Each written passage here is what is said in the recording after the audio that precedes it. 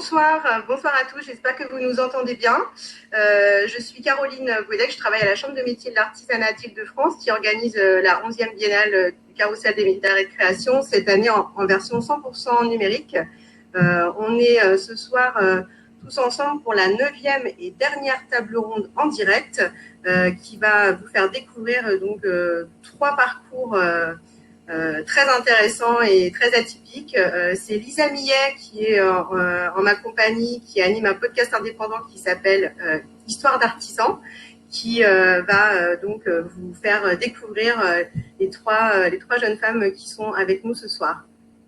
Il y a une fenêtre de chat qui est sur votre droite qui vous permet de nous poser des questions. Donc, n'hésitez pas à nous solliciter à travers cette fenêtre de chat.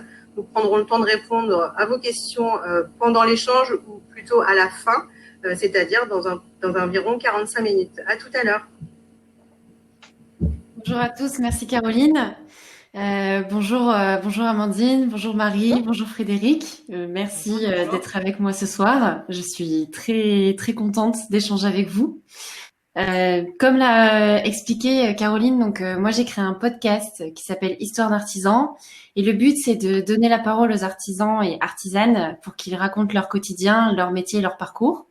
Donc j'ai eu souvent l'occasion d'aborder ce thème de reconversion et pour moi c'est toujours un thème inspirant de savoir comment les gens sont venus à se reconvertir dans l'artisanat d'art.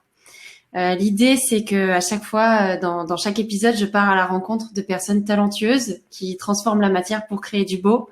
Et je crois que c'est aussi le cas de nos trois femmes artisanes ce soir.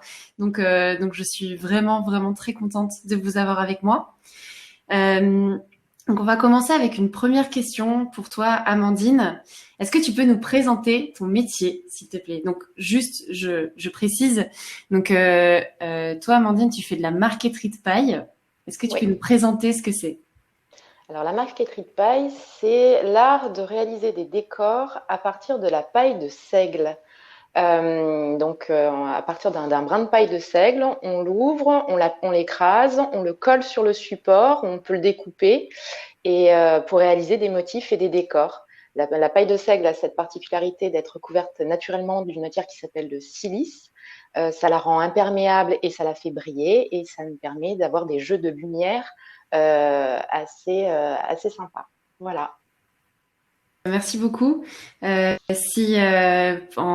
transition un peu, je vais faire une transition un peu végétale, mais Marie, est-ce que tu peux nous parler de ton métier donc toi tu fais de la vannerie, donc tu utilises également du végétal dans ton travail. Est-ce que tu peux nous en parler s'il te plaît? Alors je suis vannière, je travaille l'osier, je travaille de l'osier français.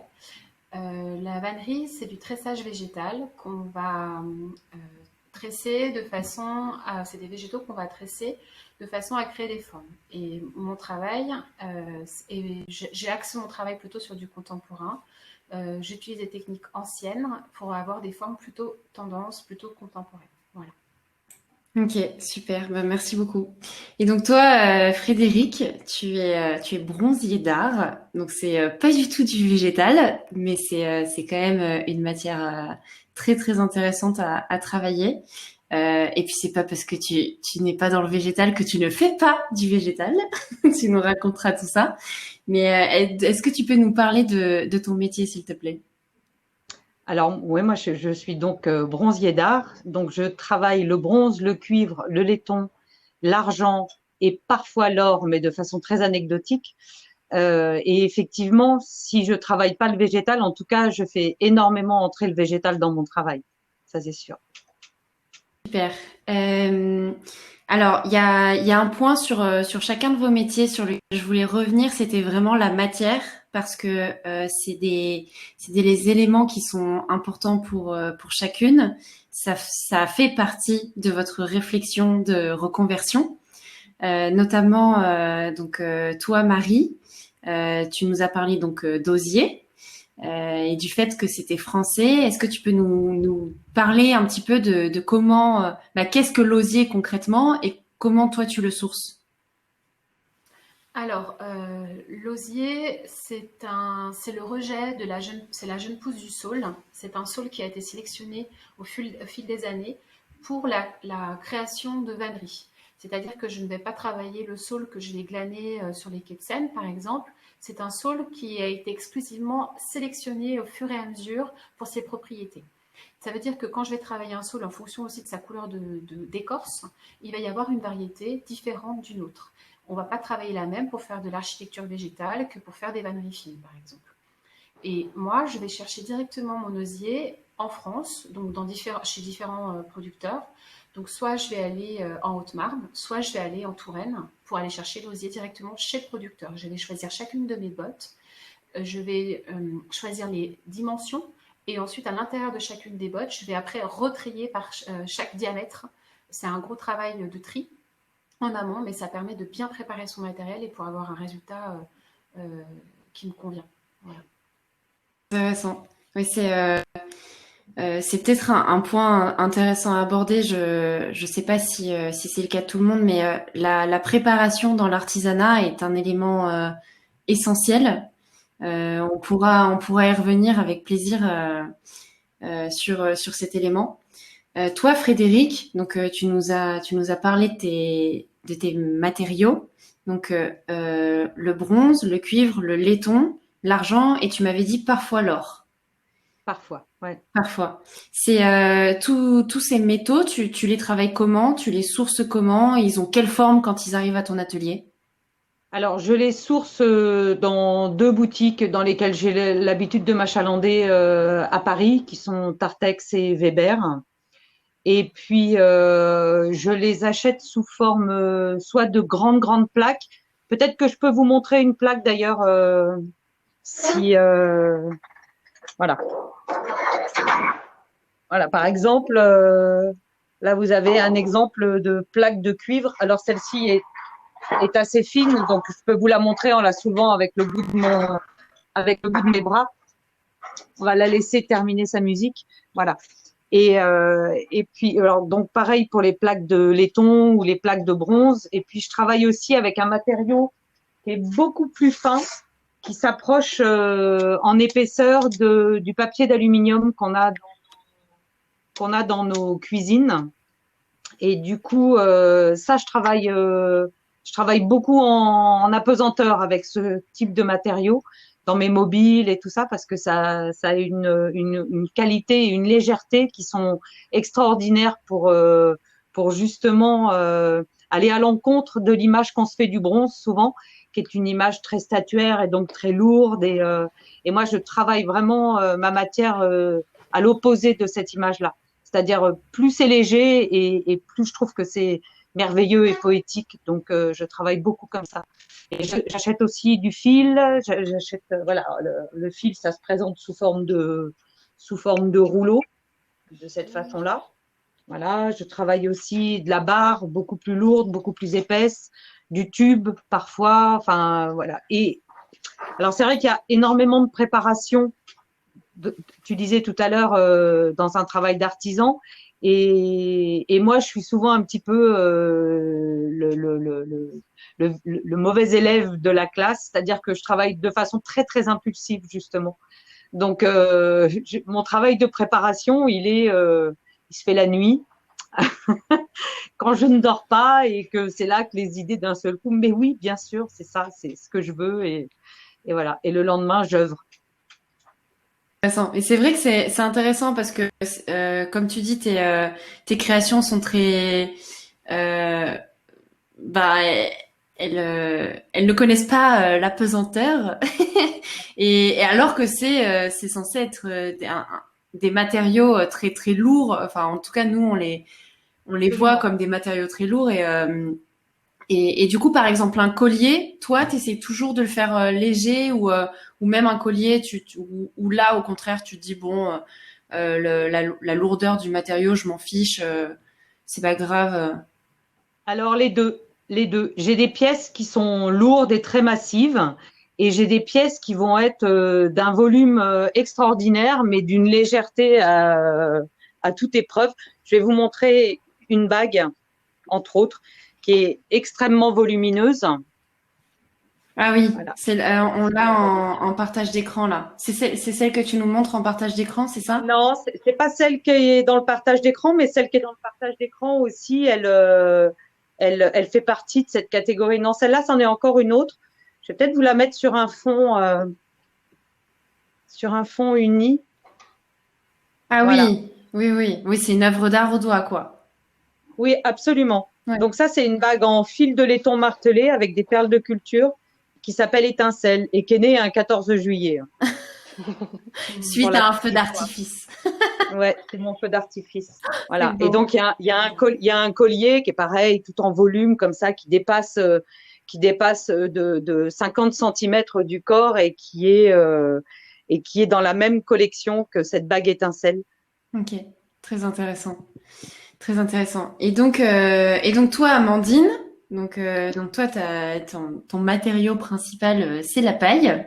Oui. Est-ce que tu peux nous raconter encore une fois comment tu le prépares, parce que tu m'avais dit aussi que c'était un long travail de préparation, la paille. Oui. Comment tu le prépares, comment tu le sources, et puis est-ce que c'est de la paille qu'on trouve dans nos champs aussi? Alors non, c'est une paille qui est particulière. C'est une paille. Alors, d'abord, elle vient de France. Elle vient de Bourgogne, de chez Monsieur Rodot. Je l'achète déjà teintée. Il la teinte également. Et Monsieur Rodot, en fait, fournit la majorité des marketeurs en France et même à l'étranger. Et il fait aussi de la paille de seigle pour les toits de chaume. Voilà. Et non, c'est pas une paille alimentaire. C'est une variété de paille de seigle ancienne, donc elle ne se consomme pas. Et en termes de préparation, bah, je reçois moi des fagots de paille. Et puis une fois que je sais ce que je veux faire, donc je suis un peu comme Frédéric, moi, mon inspiration vient la nuit. Au moment de m'endormir, là, j'ai plein d'images qui arrivent. Et ma seule angoisse, comme je suis couchée, c'est de plus m'en souvenir le lendemain. Donc, généralement, le lendemain matin, la première chose que je fais, c'est que j'attrape vite mon petit cahier pour dessiner soit un motif, oui, c'est soit des créations de motifs, soit la création complète d'un décor. Et du coup, voilà, je fonctionne comme ça. Après, en termes de préparation, avant de me lancer, une fois que j'ai mon motif, je sais ce que je veux faire, j'ai une phase d'écrasage qui est très très importante. Il faut bien écraser sa paille avant de pouvoir l'utiliser. Il faut vraiment que la paille ait cet aspect un peu de bolduc, très très souple, très très fin, ça doit être très très léger. C'est ce qui nous garantit en fait le maximum de brillance une fois que ça sera collé. Si on n'écrase pas bien sa paille, ça brillera pas, ça va être tout cannelé, ça brillera pas autant. Donc cette phase-là d'écrasage est vraiment très très très très très importante. Et ça te prend combien de Euh, temps cette phase d'écrasage? Bah, ça dépend du décor. J'écrase au fur et à mesure la paille dont j'ai besoin. Quand je reçois mes fagots, je les laisse en fagots et au fur et à mesure, j'écrase ce que je vais coller. Enfin, Euh, pour un brin de paille, on dit un brin de paille. oui, oui. Pour un brin de paille, par exemple, enfin, un ordre d'idée, ça te prend 10 secondes à écraser ou ça te prend 10 minutes ou Ah non, 10 non, heures? non, non, non, on est plus sur, je veux qu'elle soit bien écrasée. Oui, ça va être, je sais pas, 30 secondes, mais avec une bonne poigne. Faut avoir de la poigne.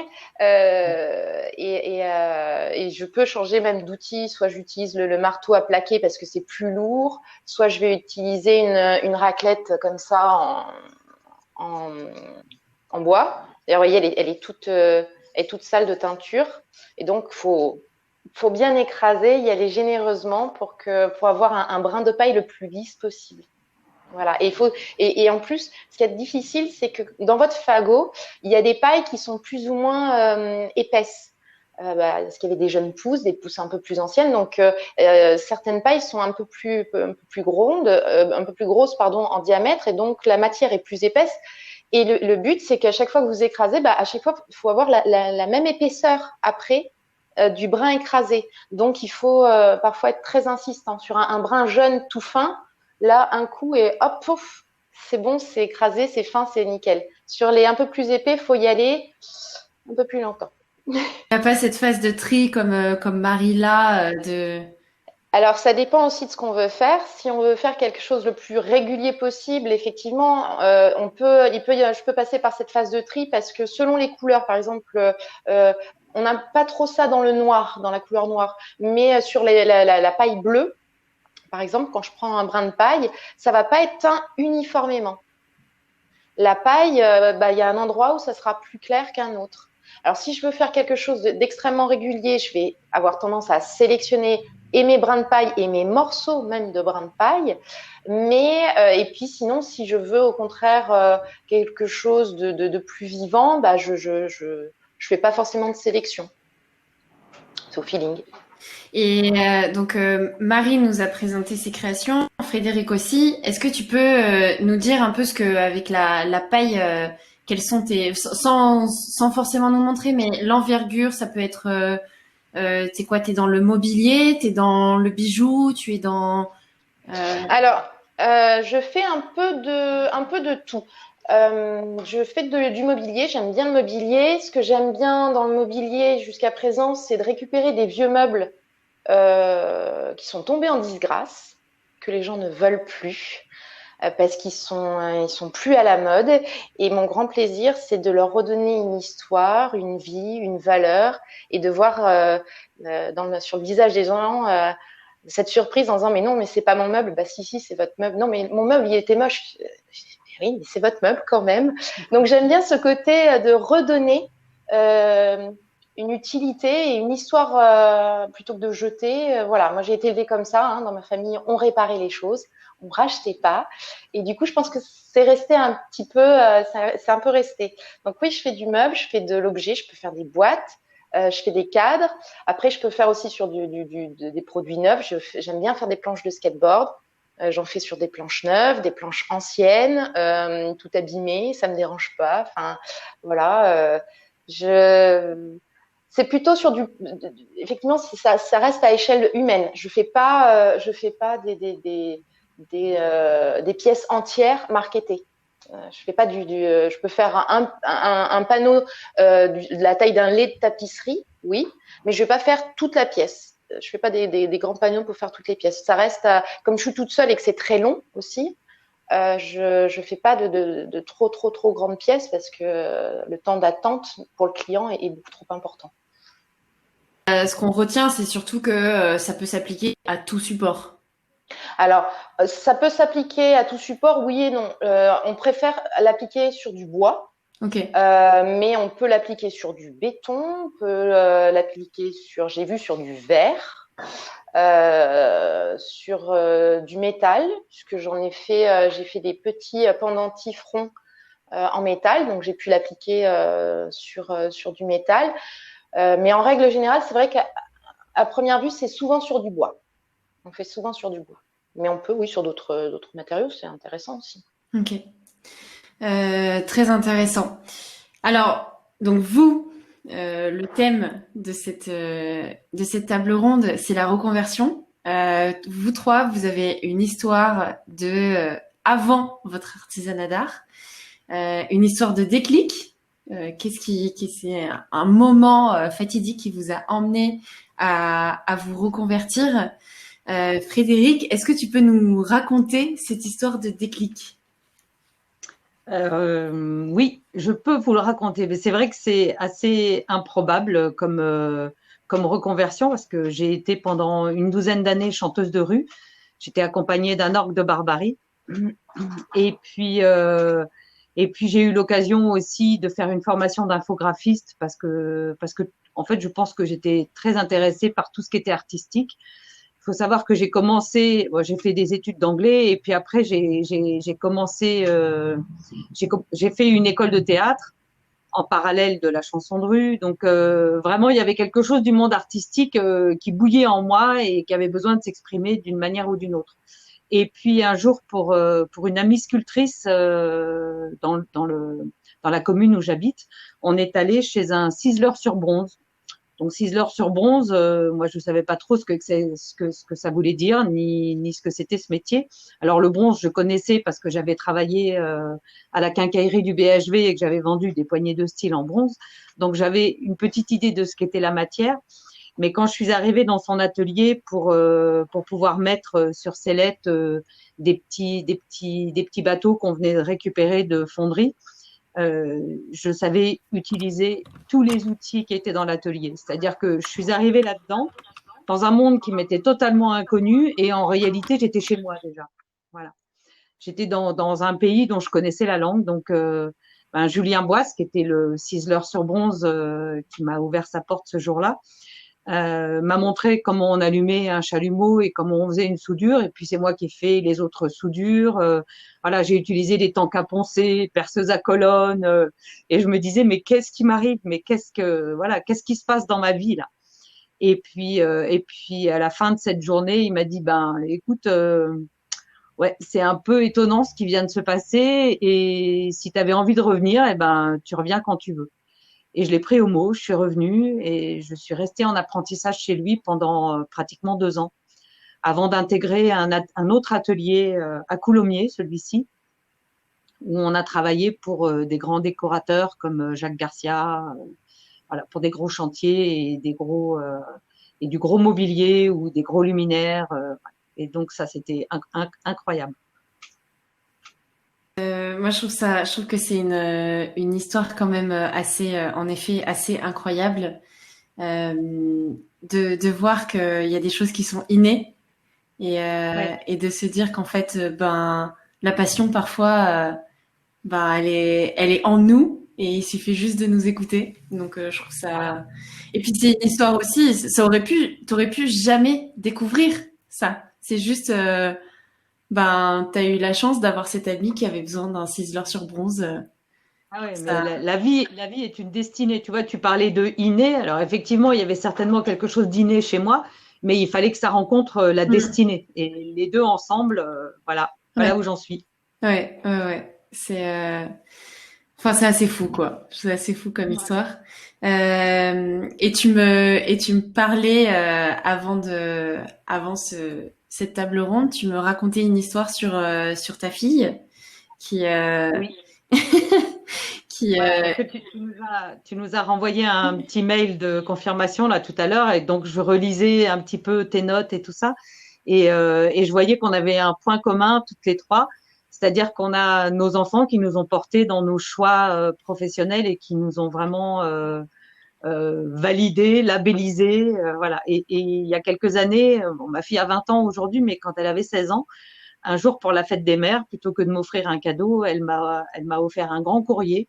Alors, rien que d'en parler, j'ai encore la chair de poule, hein. Elle m'a offert un grand courrier où elle validait tous mes choix, où elle m'exprimait, voilà, à quel point elle pouvait être fière de moi et à quel point, même si c'était un sacrifice énorme pour tous, parce qu'on a fait tous les trois, mon fils, ma fille et moi, un énorme sacrifice pour que ce choix professionnel puisse vivre, eh ben, elle était super fière de ce que j'étais devenue et elle me disait aujourd'hui, tu es bronzier d'art. Imagine ce mot, c'est le sens qu'il a et la force que ça peut avoir. Et elle a terminé son petit courrier en me disant, tu es l'héroïne de ta propre histoire. Voilà.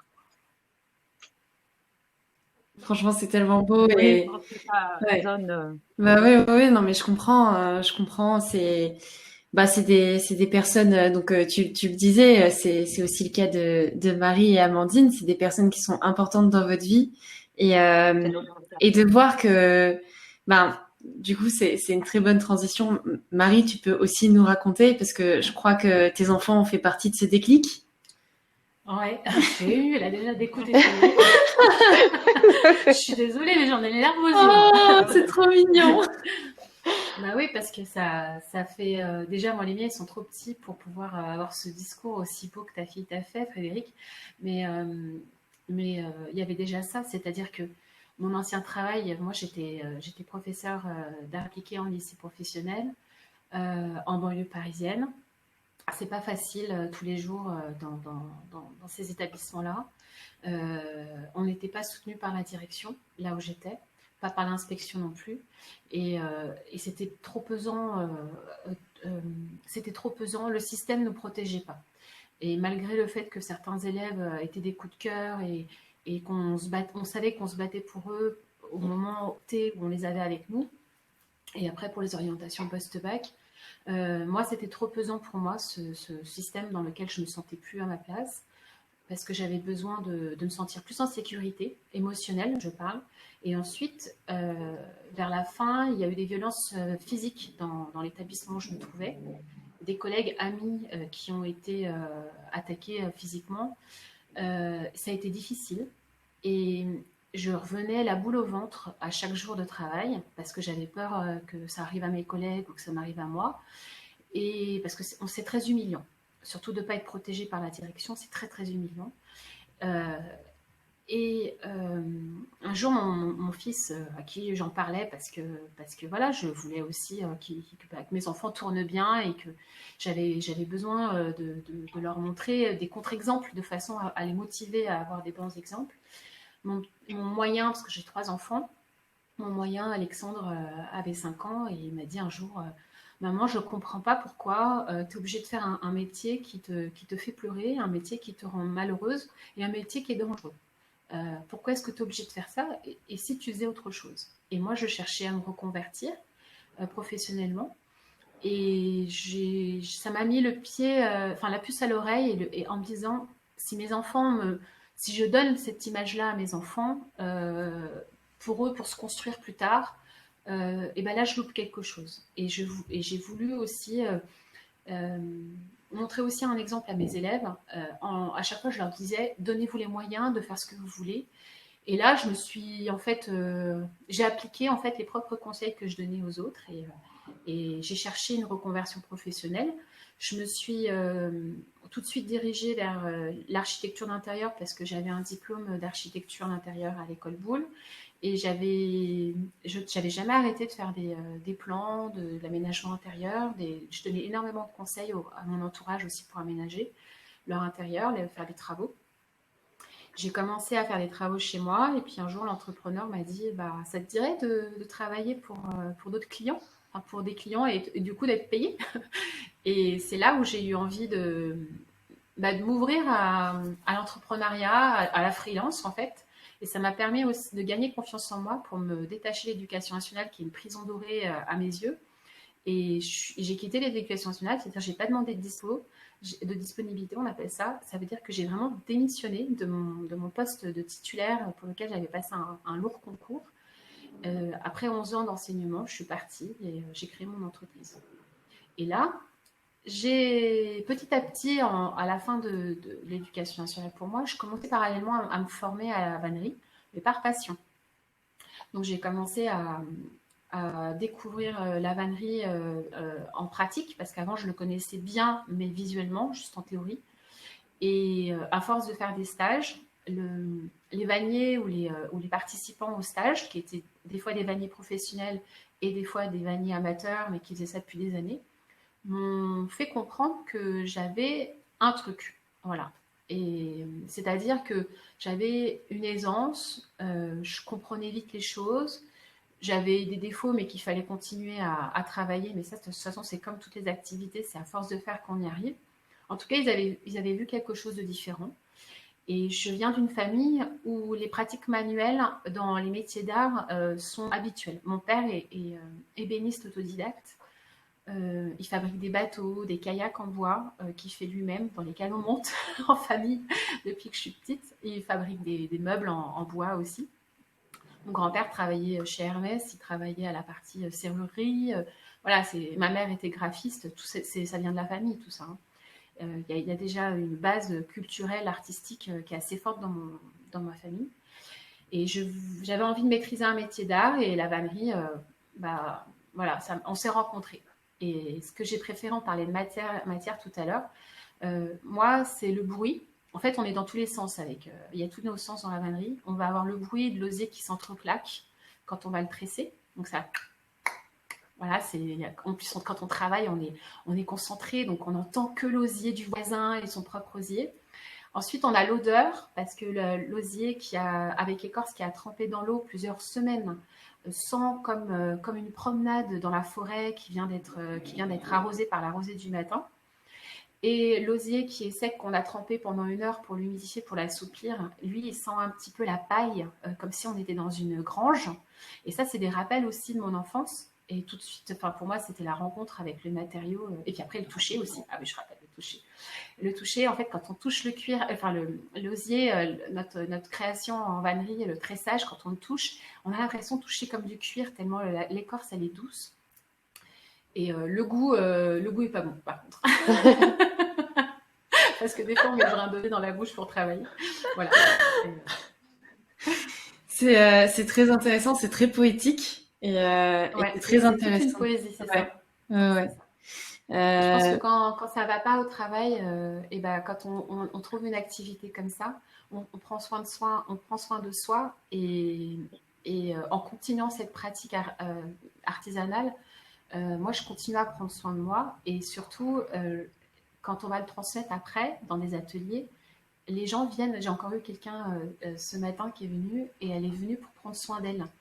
Donc Lola, si tu m'écoutes, j'ai trouvé que c'était tellement beau. Elle est venue à l'atelier et son but c'était de prendre soin d'elle. Et elle est venue faire la vannerie pour prendre soin d'elle. Et ça, c'est génial. Voilà. Je pense que c'est le propre de l'artisanat et c'est, enfin, moi qui ai fait pas mal d'ateliers chez des artisans, je trouve que c'est un moment où on s'arrête, où on déconnecte, où on rencontre l'humain aussi, parce que on aime aussi vous rencontrer et connaître vos histoires et c'est vrai que moi j'en ressors toujours apaisée, mais c'est une sensation qui est inexplicable, mais c'est vraiment de l'apaisement ça y est, j'ai décompressé, ouais, c'est des sensations et je trouve que faire de son métier que des moments d'apaisement. Alors je pense que c'est pas que des moments d'apaisement, hein, mais c'est quand même, enfin moi je trouve ça quand même magnifique et vous avez en effet cette chance de travailler avec la matière. Une matière qui vous anime chacune et ouais c'est très beau et c'est clair que c'est prendre soin de soi exactement. Amandine, toi aussi tu as une histoire avec tes enfants. Oui, de toute façon je pense que pour tout le monde avant de se reconvertir, de changer de métier, je pense qu'avant tout c'est pas une décision personnelle, c'est une décision familiale. Je pense que même pour vous, Marie et Frédéric, je pense que c'est pas une décision que vous avez prise toute seule. Vous avez dû en parler avec votre entourage parce que on emmène tout le monde avec nous. Donc, et puis c'est difficile. C'est difficile. On sait ce qu'on avait, on sait pas ce qu'on va avoir, comment ça va se passer, et on a besoin d'un maximum de soutien. Donc on a besoin d'être motivé. Et je pense que la plupart des gens qui ont sauté le pas de se reconvertir, généralement, derrière, c'est la famille qui dit « Allez, mais vas-y, mais ouais, vas-y, tente ta chance, t'as du talent, vas-y. » Voilà. Donc, oui, les enfants et mon mari aussi, qui m'a fait prendre conscience de l'état dans lequel j'étais. Et que voilà, moi, j'ai fait 5 ans de droit. J'ai fait du droit et j'étais fiscaliste pendant 15 ans, et dont 10 ans dans un grand groupe de luxe. Mais j'ai toujours été fascinée et admirative des métiers d'art. J'ai toujours été très manuelle, j'ai toujours bricolé depuis mon enfance, fabriqué plein de choses, toutes les matières, j'ai toujours été très très manuelle. Et puis c'est vrai que quand vous travaillez dans un groupe de luxe et vous voyez l'artisanat d'art, vous avez très envie de passer de l'autre côté de la barrière, lâcher l'ordinateur et puis aller dans les ateliers pour manier différents outils. Et puis j'ai une nature très curieuse. Je me suis pas arrêtée tout de suite sur la paille. J'ai essayé plein de choses et plein de matières différentes. Et c'est vrai que la paille, c'est ce jeu de lumière, c'est ce qui a fini par m'emporter. Mais je n'oublie pas que d'ici très peu de temps, j'aimerais bien la mélanger à d'autres matières, cette paille, parce que j'ai envie de découvrir encore. Et du coup, voilà. Et donc, j'ai 15 ans de fiscalité, donc rien à voir. Et puis Et puis, je travaillais loin, je travaillais beaucoup, je voyais pas beaucoup mes enfants. J'habite en Île-de-France, je travaillais sur Paris et j'habite en banlieue. Donc, comme des millions de gens, tous les jours, pour atteindre mon bureau, c'était un enfer. Je mettais entre 1 heure et 1 heure et demie pour y aller, 1 heure et 1 heure et demie pour revenir. J'arrivais dans des états de nerfs, d'épuisement, de fatigue. Mais j'ai passé de très très belles années. Je me suis beaucoup épanouie. Et puis un jour, un changement de direction. Voilà, je voyais plus mon métier de la même façon. Ouais, un ras-le-bol. Et puis les enfants derrière qui disaient mais maman, mais arrête.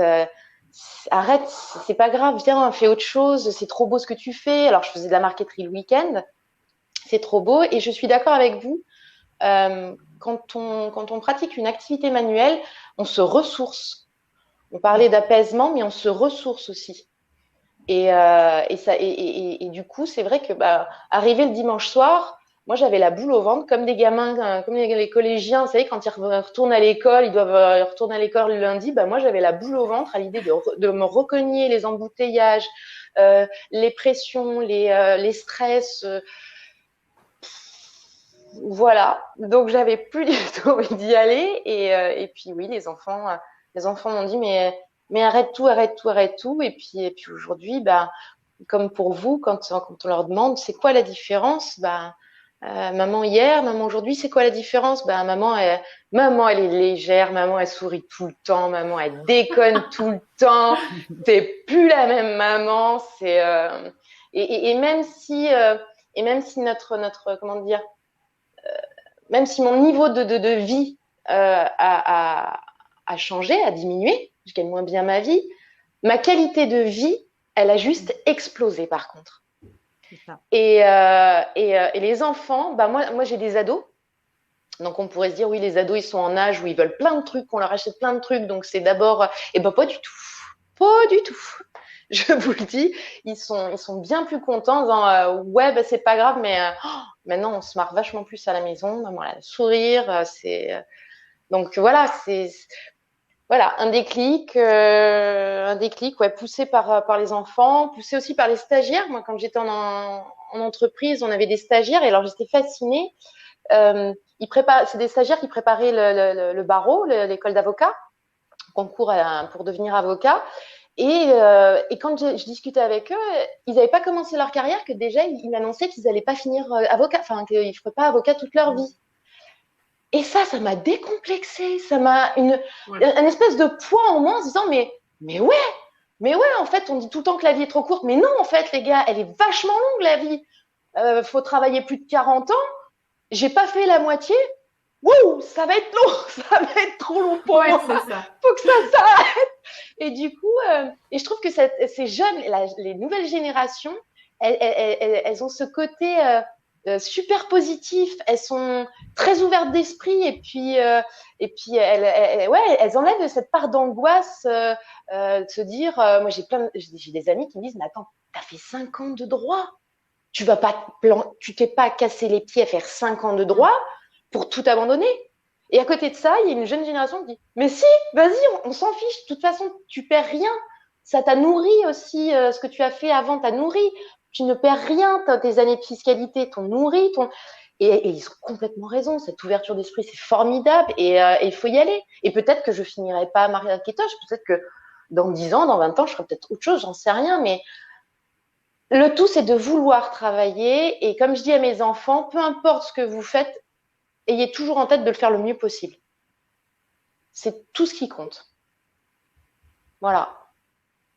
C'est très cool. Non, mais je suis d'accord sur on va travailler beaucoup trop longtemps pour avoir qu'un seul métier. donc très intéressant. Dans un métier qui ne vous plaît pas. Ouais. Mais par contre, moi, je voulais revenir sur le fait que moi, j'ai pas eu beaucoup de soutien de mon entourage. C'est les vanniers chez qui j'ai fait des stages, donc Philippe Guérinel, hein, pour le nommer, et Monique Aguilera, deux pratiques de vannerie complètement différentes. C'est pour leur rendre hommage que je les cite parce qu'ils m'ont apporté beaucoup.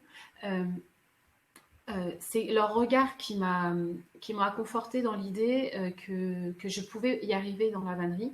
Et sans cette validation de mes pairs, parce que je n'avais pas fait le CAP vannerie, je ne me serais pas lancée dans la vannerie aussi.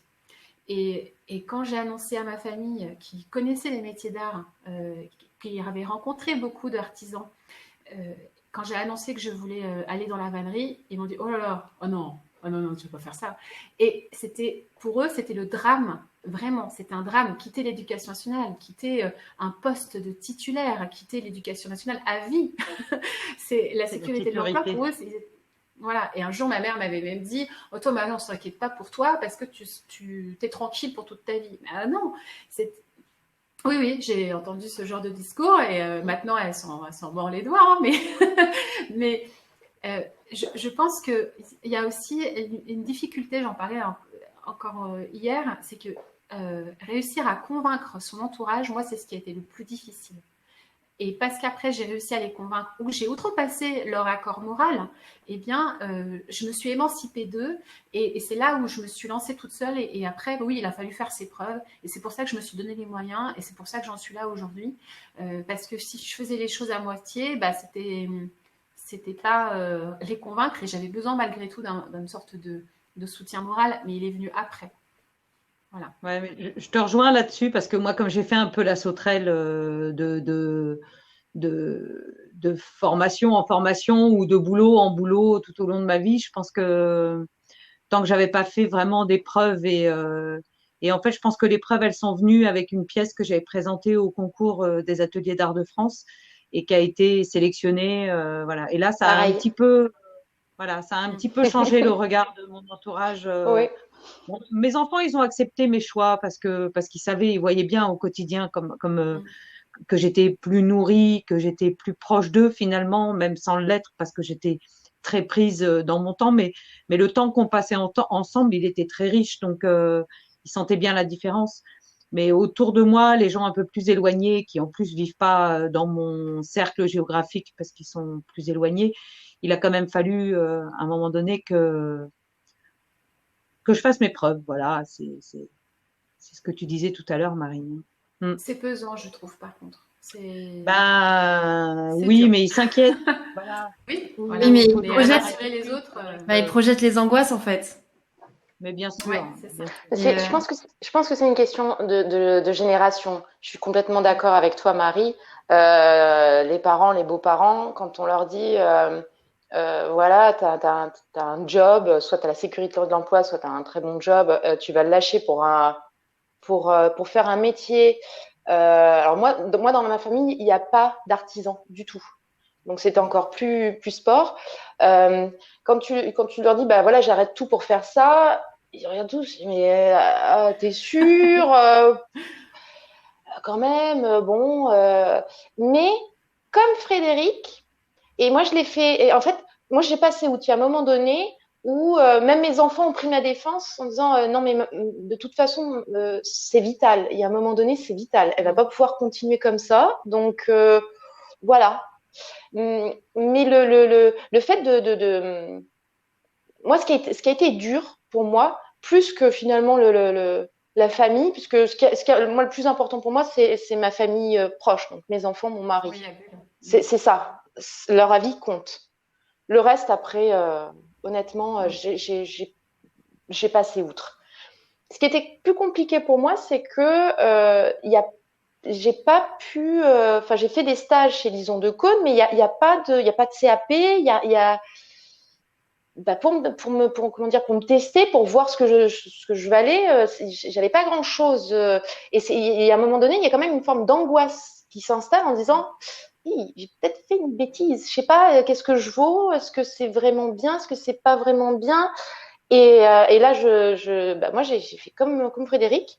Je me suis inscrite à 2 concours cette année. Enfin, là, me suis inscrite pour le concours des ateliers d'art de France. Et puis pour le concours là du carrousel des métiers d'art, en me disant bon, on va voir. Et effectivement, j'ai une pièce qui a été retenue pour les ateliers d'art de France, pour le concours Île-de-France. Et là, quand il y a d'autres artisans qui arrive, qui regarde, qui touche votre pièce, qui la regarde et qui vous félicite et tout, on se dit ah, ça va mieux. Il y a une espèce de ce besoin aussi de se dire Reconnaissance. ouais, ouais, exactement, de reconnaissance, ça soulage un petit peu en disant non, j'ai peut-être pas, non, c'est bon, j'ai peut-être pas fait une bêtise. On va continuer, on va progresser, on va continuer. Mais c'est vrai que moi, c'était surtout ça, plus ça que je trouve d'angoissant quand on fait une reconversion et qu'on n'a pas ce filin un peu de pouvoir passer un CAP et de faire tester son travail. Et c'est un autre élément de point commun que vous avez toutes les trois, c'est que en fait, votre formation a été complètement autodidacte et vous n'avez pas eu entre guillemets le diplôme, mais vous êtes toutes allées dans des ateliers, et vous êtes formées auprès d'artisans et du coup, enfin, déjà, comment à chaque fois vous avez trouvé ces artisans-là? Comment est-ce que les artisans étaient d'accord vous avez dû les convaincre ou ils ont tout de suite dit oui à vous former? Parce qu'il y en a qui sont quand même relativement réticents à former la concurrence. Comment ça s'est passé notamment toi, Amandine, il y a pas du tout de CAP. Comment tu les as trouvés et comment tu les as convaincus? Alors, moi, j'ai trouvé une sorte d'atelier près de chez moi, donc payant. J'ai fait donc cet atelier qui était près de chez moi, qui était payant. Ça m'a plu. Et puis mon mari, au détour de recherche sur Internet, a trouvé que les ateliers Lison de Cône proposaient des stages payants d'initiation. Alors, il y avait 2 niveaux, initiation et puis niveau 2 pour les incrustations. Et donc, j'ai fait ces stages-là.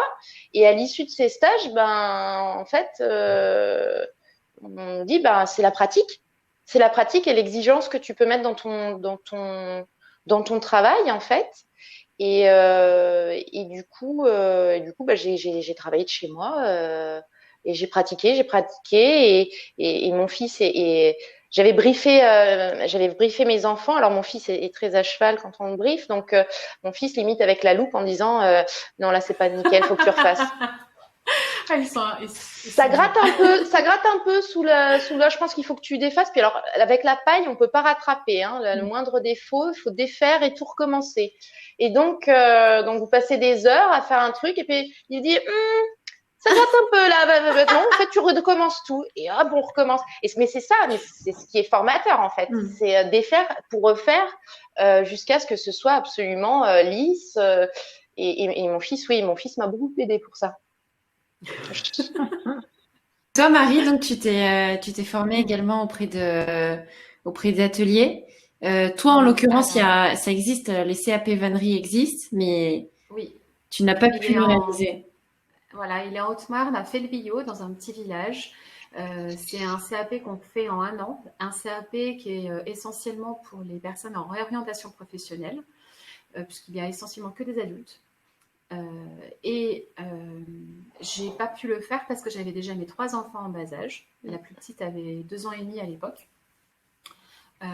Donc mon mari était d'accord pour que j'apprenne la vannerie, mais fallait pas abuser non plus, hein. Et c'est vraiment important, t'en parlais tout à l'heure Amandine, le soutien de son conjoint. Enfin moi, il a été formidable là-dessus parce qu'il m'a fait confiance. J'ai mis du temps à le convaincre pour démissionner, mais par contre il m'a fait confiance pour aller vers la vannerie, alors qu'il n'y connaissait rien du tout dans l'artisanat et dans la créativité. Et j'ai fait des stages facilement. Alors, c'est pas facile à organiser parce que c'est à l'autre bout de la France, parce qu'il faut réserver le train, réserver la chambre d'hôte, réserver le stage. Il n'y a que 1 ou 2 stages par an avec le vannier que l'on souhaite, et le stage est payant. Donc là-dessus, j'ai pas eu de problème de vannier qui ne souhaitait pas ouvrir son atelier. Et il faut savoir aussi que quand on fait des stages avec les vanniers, c'est des stages d'initiation à leur technique. Après, c'est à nous de faire un 2e stage éventuellement ou de se perfectionner en continuant la pratique chez soi tout seul. Et moi, pour les 2 techniques vraiment j'affectionne, les nasses de pêcheur et la spirale du bourricot, c'est la spirale avec une spirale très épaisse, j'ai fait 2 stages avec chacun des vanniers que j'affectionnais. Et, et j'ai été tout de suite vers le contemporain. J'ai choisi ces vanneries, ces tressages-là, et pas d'autres. C'est-à-dire que je ne fais pas de vannerie traditionnelle. Souvent, on me demande de la vannerie traditionnelle, on me demande des hottes de bois, pour les bûches de bois, par exemple. Je ne fais pas ce type de vannerie. J'ai choisi de me spécialiser dans des vanneries ajourées et, et, et j'espère avoir de l'audace, surtout que les vanniers qui m'ont transmis cette technique-là n'ont pas encore exploité dans la pratique plutôt contemporaine. Et je pense que c'est comme ça qu'il faut se démarquer aussi de ce qui a déjà été fait. Voilà. Il faut laisser parler sa créativité. C'est sûr. De toute façon, c'est un peu ce qui définit l'artisan d'art en fait. C'est vous faites parler votre personnalité et vous avez tout intérêt à la laisser parler puisque c'est ce qui fait votre différence. Oui, mais il y a aussi chaque vannier est un métier d'art, est un artisan d'art, mais après il y en a qui restent vraiment dans du traditionnel et dans la technicité, mais pas dans la créativité. D'accord. Et je pense que il faut vraiment s'ouvrir à l'actualité, c'est important pour pouvoir survivre, parce que les vanniers sont de plus en plus, c'est un métier qui disparaît, ce sont des mots qui disparaissent du vocabulaire. Et si on ne va pas vers des choses plus contemporaines, ça va vraiment disparaître. C'est difficile. Ok, mais c'est vrai qu'on n'a pas abordé. Tu m'avais raconté l'histoire de la vannerie. Est-ce que on a plus beaucoup de temps, mais est-ce que tu aurais tu nous racontes rapidement l'histoire de la vannerie qui quand même pour moi est intéressante et montre vraiment d'où ça vient et pourquoi aussi une des raisons qui explique que ça disparaît. La vannerie, avant, c'était les fermiers, les agriculteurs qui faisaient leur propre panier au coin du feu avec les végétaux de leur jardin, enfin de leur jardin, de leur pré. Et ils avaient besoin d'un panier à patates. Ils prenaient le saule au fond du jardin parce que le saule est vraiment très souple et ça pousse vite et c'est assez solide. Aimer c'est souple. Donc le paysan faisait son panier et récoltait ses pommes de terre. Mais dans les années 50, il y a un agriculteur qui a commencé à en vendre parce qu'il y a quelqu'un qui a voulu lui en acheter un. Et c'est comme ça que le business des vanneries a commencé en France. Et petit à petit, et chaque métier avant avait ses propres vanneries. C'est-à-dire que le boulanger avait son panier à pain, le maçon avait son panier pour transporter le ciment, etc. Chaque métier avait. Quand on achetait des fraises au marché, on avait le petit panier à fraises et on achetait sa barquette de fraises dans un panier et le panier après allait au feu ou allait au compost. Donc la vannerie était un matériau pauvre. Enfin, c'était un métier d'art pauvre. Et le problème, c'est que ça génère encore une image négative parce que souvent, les gens, quand ils voient la vannerie, ils pensent à leur héritage rustique, à leur héritage rural. Et il y a certaines personnes qui ne sont pas attirées vers ces matériaux-là, vers ces matériaux qui ne sont pas nobles à leurs yeux. Ce n'est pas du chêne, ce n'est pas de la marqueterie, ce n'est pas de la pierre, ce n'est pas du métal. C'est un matériau qui était voué à être jeté à la base. Donc du coup, je racontais l'histoire de ma grand-mère. Ma grand-mère, pour elle, la vannerie, ça représentait l'histoire de la ferme, l'histoire de sa vie. Et quand elle a changé de vie en épousant mon grand-père, eh bien, elle a jeté tout ça. Et c'est l'exemple que il y a des personnes qui sont vraiment en rejet sur la matière, vraiment. Et mais d'autres qui sont attirées. Heureusement. Heureusement qu'il y en a encore. Très très très intéressant. Comme quoi l'histoire peut avoir un impact sur le présent. Hein. C'est un très très bon exemple. Et donc toi, Frédéric, donc toi aussi, de toute façon, c'est toute ton histoire, hein, le fait que t'aies commencé dans les ateliers. Donc toi, c'est d'atelier en atelier que tu es passé également. Oui, moi j'ai eu beaucoup de chance parce qu'en fait, quand j'ai changé ma carrière professionnelle, j'ai pas changé que ma carrière professionnelle. Donc même dans ma vie privée, il y a eu un revirement complet. Et du coup, j'ai changé de vie et j'ai changé de vie toute seule. Donc en fait, je pouvais pas me permettre des dépenses, des choses comme ça, parce que c'était absolument impossible. Et donc, quand je suis rentrée dans le premier atelier de Julien Boisse, j'ai eu la chance de pouvoir travailler tout de suite, en fait. Voilà. Euh, Heureusement, comme tu disais tout à l'heure, il y a des choses qui sont minées. Du coup, comme les outils et tout ce qui était dans cet atelier m'ont été faciles d'accès tout de suite, j'ai été efficace et rentable tout de suite. Donc ça, j'ai eu beaucoup de chance. Et puis donc, Julien me trouvait des contrats avec ses clients et tout ça, donc il me faisait travailler comme ça. Et ensuite, quand j'ai travaillé dans l'autre atelier, là, j'étais vraiment, j'avais fait tous les papiers qu'il fallait au RSI à l'époque. Voilà, je m'étais déclarée en tant que bronzier d'art et je me faisais payer en prestation de service. Donc pareil, quand je suis allée travailler dans l'autre atelier et qu'on travaillait pour les décorateurs parisiens, là, j'avais un revenu du coup du fruit de mon travail. Mais c'est vrai que je te rejoins, Amandine, pendant très très longtemps. Il y a cette espèce de syndrome de l'imposteur qui nous poursuit, qui nous rattrape, qui nous rattrape. Et alors, pour le jeu, c'est quand même d'arriver à se décomplexer de tout ça, quoi. Et c'est vrai que petit à petit, on gravit les marches et puis on est de plus en plus à l'aise dans son travail et le regard de l'extérieur est de plus en plus légitimant, on va dire. Et ça, c'est hyper important jusqu'à ce que son propre regard soit totalement légitimant. Maintenant, je remets plus en question mon travail. Voilà, j'ai des pièces que je vais aimer plus ou moins. Certaines, je vais en voir les défauts ou pas. Enfin, voilà. Après, chacun son regard aussi. Je suis très exigeante sur la pièce finie et la façon dont je la regarde. Mais je me remets plus en question. Enfin, je me remets en question tous les jours pour créer des nouvelles choses, Oui. mais je remets plus en question ma légitimité à cette position, en fait. Intéressant. Alors, je pense que c'est moi qui évolue beaucoup dans le monde de l'entrepreneuriat. Je pense que c'est quand on crée son entreprise, on a toujours ce syndrome de l'imposteur, mais ça doit être encore plus vrai quand il est nécessaire d'avoir une technique et un savoir-faire qui souvent nécessite plusieurs années de pratique pour arriver à le maîtriser parfaitement. C'est vrai que ça doit être encore plus exacerbé comme sentiment et je suis contente que vous ayez dépassé ça et qu'aujourd'hui vous fassiez confiance parce que vous nous créez des belles choses et on adore avoir du beau dans notre société. Voilà. Trop bien. Et Caroline, je ne sais pas si on a des questions. Il n'y a pas vraiment de questions parce que je crois qu'on a parlé surtout de parcours de vie et de beaux témoignages et il y a eu surtout des encouragements et des bravos en fait, je dirais, dans les échanges suite aux échanges qui ont été faits. Oui, ce soir, on a vraiment parlé de valeurs, voilà, de belles valeurs qui sont souvent intrinsèques à l'artisanat d'art. Et donc, c'était super. Et donc, voilà, pour ça, merci beaucoup pour vos témoignages, vraiment.